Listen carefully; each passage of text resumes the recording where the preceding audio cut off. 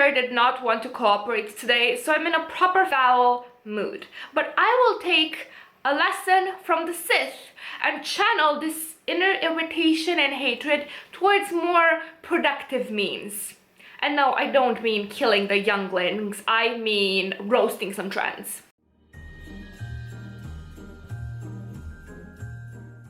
Hi friends, thank you for watching. My name is Mia and this is my virtual vanity, a place where we both love makeup and we're quite critical of it.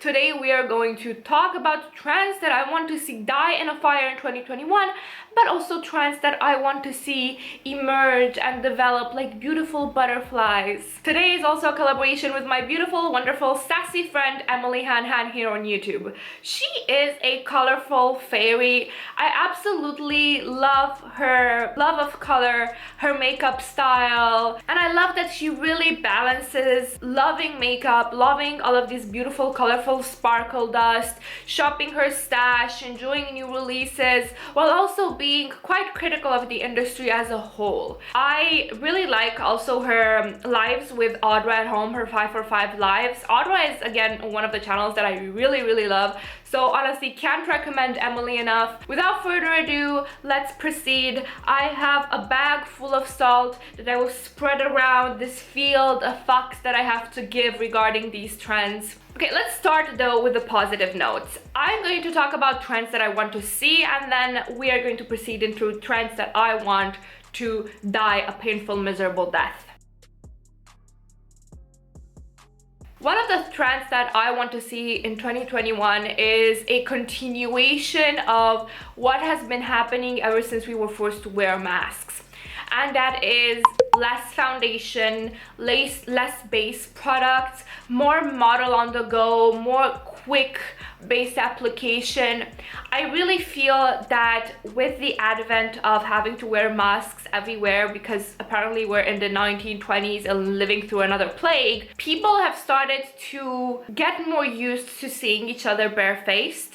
And I hope that once we all get vaccinated and we go back to normal, if such is ever possible, I hope this trend keeps. Of course, that kind of depends on your skin type, on your comfort level, but in my mental utopia, we will reach a point where people are so used to seeing each other barefaced that even if there's like acne or eczema or redness or whatever else, people won't bat an eye. Because honestly, skin in its natural state should be more normalized, no matter if it's perfect, even toned, or whatever else. I want to see a lot of blush draping in 2021, like high up blush draping, that C shape. Emily really loves blush draping. I really like her blush intense looks. I just find it so artistic and less makeup that you do necessarily for aesthetics and to reach an ideal of beauty, more makeup because you want to seduce the prince of the steely fairy court. I also want to see more unusual blush colors like yellows. I really love me a yellow blush. You've not seen me in a video wearing it yet, but soon. For the eyes, I want to start seeing softer, smokier blends. I have noticed that a lot of makeup lovers, ever since having to wear masks, they go more eye heavy because you've got this face covering, right? You're a little plague avoiding ninja, and it kind of takes half of your face, takes over the focal point, so you kind of have to go a bit heavier, smokier, darker on the eyes to balance that out visually. And I really hope that sticks because I love a well-defined eye. I love a smoked out eye. It's so gorgeous on all eye shapes and on all eye colors, just that intensity that makes you have a gaze that seems to penetrate into someone's soul. I've been really enjoying that trend and I hope it sticks. And I also hope that we get to see more euphoria, editorial type of makeup. Again, people experimenting, people realizing that you only have one life, and if you want weird eyeliner shapes on your eyes, you should be able to do it and go outside with it. So I want to see more eye-centric stuff like graphic eyeliner, bold colors, neon washes of color, interesting blends, interesting colors. I really hope that's going to happen. Although I've noticed that as 2020 progressed, as a community, we seem to be going more and more into neutrals. I think we are starting to get a bit of color fatigue from all of the rainbow themed palettes.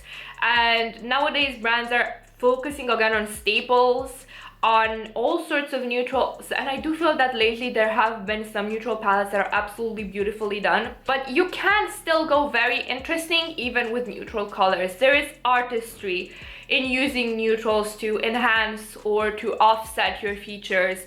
I'm not the type that thinks only colorful makeup is great. Makeup is great when you make it great. Let's go a bit into clothing. I want brands to stop with the boxy ass clothing, or like make that for the people that look good in it, but give us other people something else to wear, for fuck's sake.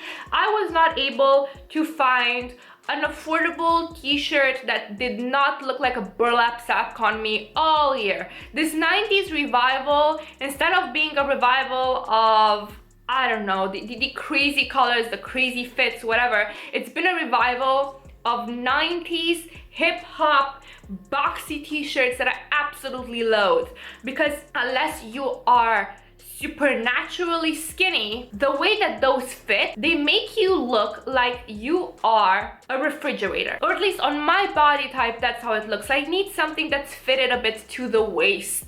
Then I'm tired of not being able to find it, except it at quite expensive brands. I just want to get a tee that fits, man. I want relaxed but fitted clothing to make a comeback. So not something that is very form-fitting, a very comfortable fit, but that is still carefully tailored as to showcase the body in a flattering way instead of making you look like you're wearing a burlap sack. And listen, loose-fitted burlap sack outfits are perfectly valid, but they don't work for everyone. And I'm sick of fashion brands trying to cater every season to one specific body shape. I want options. Everyone needs clothes, not just those people. And if you're one of those lucky people that actually has that body type and stuff looks good on you, God, I'm jealous. Don't even listen to me talking shit. I'm just jealous of you being able to buy stuff this year. I've been really enjoying this budding trend of vests, because secretly inside I am a grandma. I want to keep my kidneys warm, my back warm. I've been really liking vests, but I do hope that they move away from the boxy vests that literally look like two squares of clothing sewn in, and more into more fitted, elegantly tailored vests that accentuate the waist no matter what size or shape you are. I would really love to see that. Speaking of stuff specific to this year, I want fancy loungewear and fancy lingerie to take the world by storm. I want everyone, men or women, to feel like the ruler of their house. When the pandemic lockdown started, I realized that wearing my ratty house clothes all of the time was not doing me good. Because what I would do is I would just recycle old t-shirts, old shorts, stuff like that, because I was not spending that much time at home.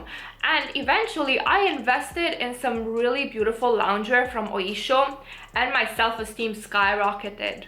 I was someone's rich wife waiting for my old husband to croak and give me his inheritance. And I really want that to become fashionable. Fancy loungewear that isn't too childish nor too luxe, to become mainstream at affordable price points for everyone. I want embroidery to become a thing. I started embroidering during the quarantine, and I'm shit at it, but it's so much fun. And there's something really beautiful about both tight embroidery that is beautifully crafted and very skillful, but also really loose embroidery, something that looks like a child's drawing. I really love embroidery in general, and I hope it comes into fashion and not just embroidering juicy on the back of pants ass cheeks, you know? I want lavender. violet, purple to make a comeback into fashion. I've been craving some clothing that is like this color or more towards indigo or more towards purple, and I've not seen it that much, so I hope in 2021 we start seeing more of that.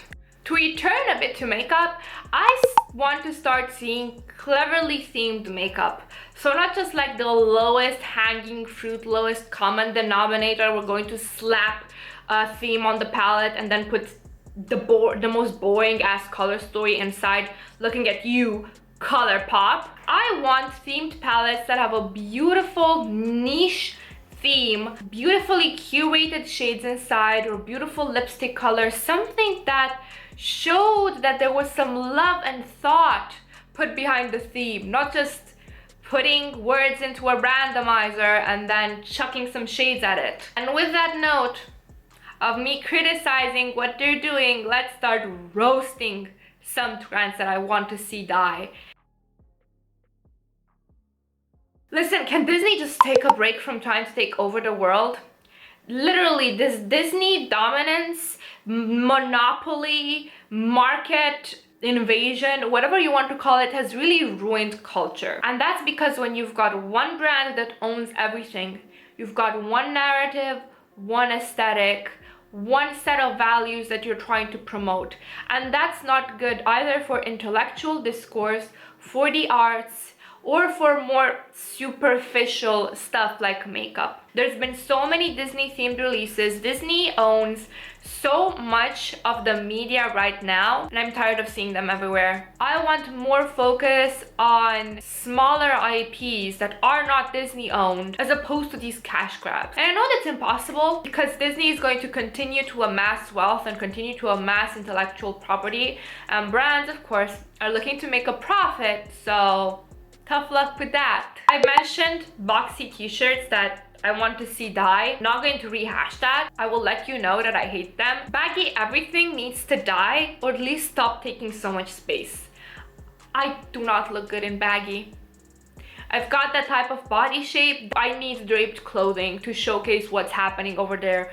The baggier I wear, the more I look like a dresser, like an armoire. I'm out here looking like that singing dresser from Beauty and the Beast. I can't handle it. I want to stop seeing sustainable brands in name only. There are brands that call themselves sustainable and small and eco-friendly, but when you start to deep dive into their practices, that's just a facade. They're just charging you bigger prices for the same shitty mass-produced clothing. I'm mad that they're labeling themselves as sustainable, as minimalist, as eco-friendly, getting money from the people that are actually looking into supporting small businesses, bamboozling them into giving money for what they were trying to avoid.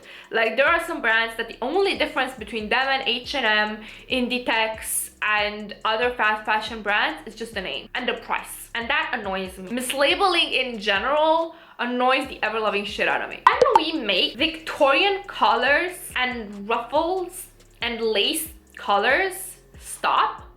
I don't necessarily mind them when they are really well done, but some fast fashion brands like Shane, Fashion Nova, stuff like that, they've come out with these ugly ass shirts with colors that looks like you've just stepped off the Mayflower. There is merit in beautiful colored shirts, in beautiful embroidery, in beautiful lace. They literally look like grandmother's Mileu. What's the word in English? Dollies, I think? Doily? These things. Please, stop. I want chunky soled shoes that have no comfort benefit to die. I dislike them so much. And there are some that truly, like, the thicker the sole, the more comfortable they are. But there are some that are chunky just for the aesthetics. And listen, I look like a clown in those. I just want some regular soled shoes, man. That's all I want. Just give me the option. I want fast fashion that oppresses its workers to die off. I want us to go back to having at least a basic understanding of how hard clothes are to make and how expensive they should actually be versus how expensive they are because brands offshore their resources and they underpay their workers there. I also want fast fast-paced makeup releases to fucking chill because it's too much. And yes, you can argue that, well, nobody's forcing you to keep up, but they're killing their own industry, and it's sad. I want to get excited about new releases again, but some brands, Colourpop, are just taking the piss. Listen, can we talk about Werewolf brows? I think that a thick, defined brow is beautiful. Soap brows, again, beautiful. But they don't fit every eye shape. They don't fit every face shape. Just like everything else, you need to understand that they need to balance your features. And some people go so overboard with them that they take up half of their forehead and overpower everything else on their face. And if that's the look I want people to realize that there are other brow options other than soap brows. Like Instagram brows before them, like the gradiented, you know the brows that I'm talking about. They've taken the world by storm. Everyone's jumping on the bandwagon without considering actually what would be the best brow shape for them versus what's trendy. Can we also stop with pulling our faces when we do fox eyes? It's low-key racist. You don't need to pull at your face. Angle your face a little bit like cheekbone up, just a little bit up, and that showcases the liner shape really well. You don't need to pull and fill someone's feed with a microaggression. Glitter and palettes needs to die. I am tired of Colourpop and other brands just chucking random cheap ass glitters in their palettes. It contaminates all of the other shades. I'm afraid that I will poke my cornea out with those glitters. Why would you not just make a separate palette of them? Just give people the option to not buy your stupid plastic, colorful, shiny flakes. There are probably more trends that I want to see and more trends that I just want to see disappear off the face of the earth. But I feel this is quite enough. This video is getting quite long. Please let me know down in the comments which trends you want to see and which trends you want to pop into non-existence suddenly. That would be really fun. Please don't forget to check out Emily's video and Emily's channel. Thank you guys so much for watching, and I hope you have a wonderful evening, morning, second breakfast, third lunch, or whatever it is you're from. Bye!